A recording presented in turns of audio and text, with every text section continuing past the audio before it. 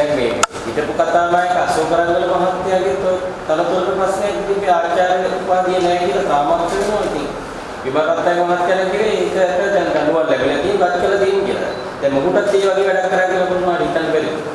අශෝක රන්වල මැතිතුමාගේ උපාධිය ගැන ඔබ සිහිපත් කරා. එතුමා ජනවාරි මාසේ 19 වෙනිදා කැතේ පැසිෆික් ගුවන් සේවයට අයත් CX 610 ගුවන් යානයෙන් ජපානයේ බලා පිටත් වුණා. මං හිතන්නේ උපාධි සාතිකේ ගේන්න වෙන්න ඕනි. විමල් ඇමතුමා එහෙම නැහැ කිව්වට අශෝක රන්වල මහත්තයා ගේන්න තමයි ජපාන් යන්න හේතුවක් නැහැ නේ අපි දන්න තරමේ.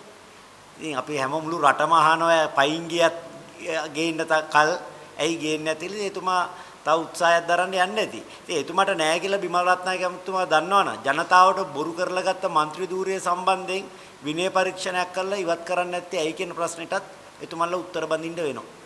මේ තියෙන්නේ